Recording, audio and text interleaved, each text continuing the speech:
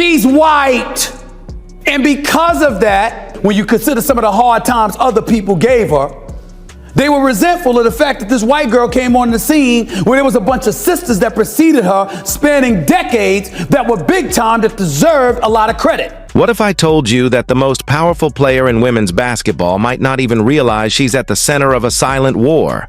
A war between billionaires, coaches, and one rookie phenom, Caitlin Clark. The truth behind Indiana's chaos might be darker than anyone imagines.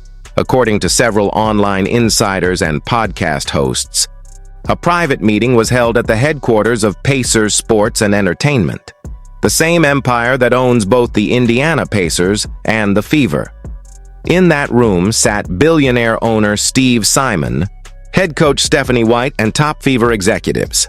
No reporters, no cameras, no leaks, until now.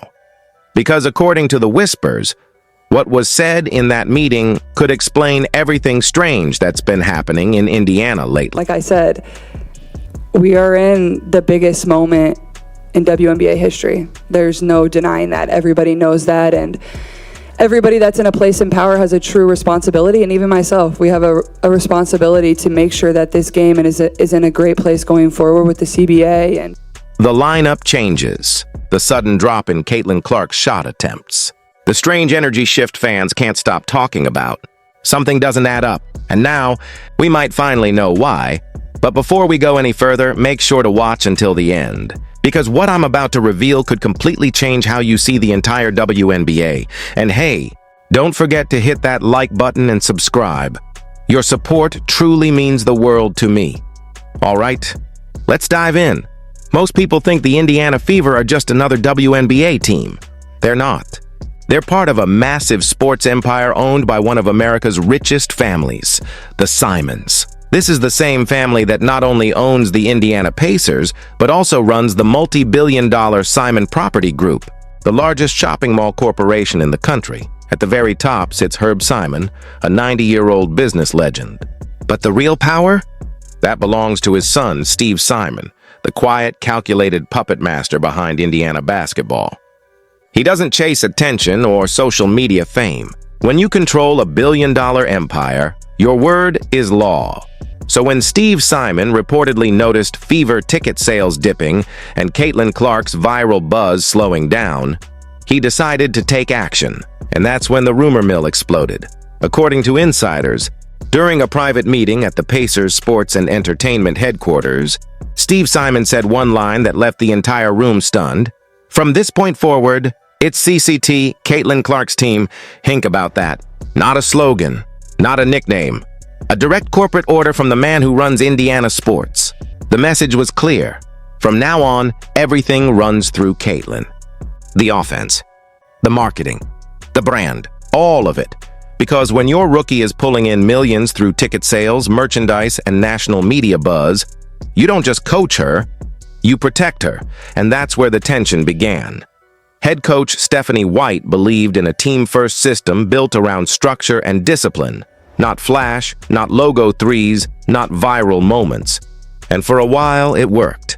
The Fever started winning again, even making the playoffs for the first time in years. But something else started slipping: ratings, attendance, and hype. Fans didn't come to see system basketball.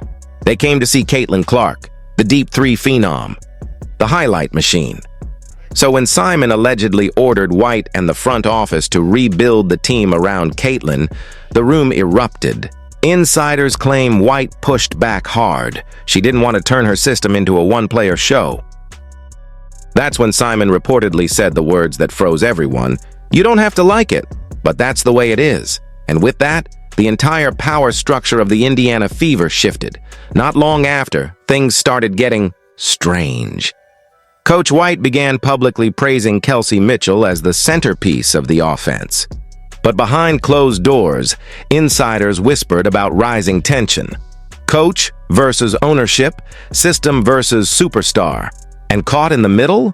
Caitlin Clark, just trying to play basketball while billionaires and coaches battled for control of her destiny. From the outside, everything looked fine. But if you were paying attention, you could see the cracks forming, awkward pressers, colder chemistry, fewer highlight reels. Something had changed, and fans could feel it. Because here's the truth. Billionaires don't care about spacing or play calls. They care about profits. When Caitlin Clark was scoring 30 a night, Fever games sold out. Merch flew off shelves. Networks fought for broadcasting rights. But when her role shrank, business slowed. And that's when the calls started coming in. Because in a billion-dollar sports empire, there's only one rule. Protect the asset that prints money. And right now, that asset is Caitlin Clark. I mean, people looked at the Cheryl Swoops of the world, the Maya Moores of the world, and others, and they said, yo, there was a bunch of people that came before her that did big things for the WNBA. I respect it. It is right. I appreciate it. But whiteness does have its privileges. Since that rumored meeting, fans have started to notice subtle but undeniable changes. New marketing campaigns now revolve entirely around Caitlin Clark. Exclusive sponsorship deals are being signed under her name. Even the team's social media presence feels less like a basketball promotion and more like a full-blown rebrand. The Fever aren't just a basketball team anymore. They've become Caitlin Clark, Inc. And whether you love it or hate In it, this league to make sure it's in a great spot for many years to come, because you all know I grew up as a huge fan of this league, and I'm going to do everything I can to make this the league that, a 5-year-old that's the new reality of modern sports. This isn't just basketball. This is business warfare. Because in 2025, the WNBA isn't just competing on the court. It's competing for headlines, sponsorships, and billions in brand power. And Caitlin Clark isn't just a player. She's the magnet pulling the entire league into a new era of celebrity-driven franchises. Executives across the league are paying attention. Other teams see what's happening in Indiana, and they know that if this experiment works, the old model of coach-led teams could disappear forever. The future will belong to the stars, the ones who can move markets, not just score points. So now, everyone's asking the same question. What happens next? Will Stephanie White stay and rebuild the offense around Caitlin's unique strengths? Or will the billionaire upstairs decide it's time for a coaching shakeup? Because one thing's certain. In Indiana right now, the balance of power has shifted. The billionaires are watching. The fans are waiting, and Caitlin Clark? She's not just holding the future of the Fever. She might be holding the future of the entire WNBA. Next voice. If you listen closely to the post-game interviews, you can feel the tension hiding behind every polite answer. Caitlin stays calm and diplomatic. Coach White remains professional. But the undertone, it's heavy. It's the silence before the storm. And maybe, just maybe, that storm has already begun. Some say a new assistant coach has quietly been brought in to bridge the gap.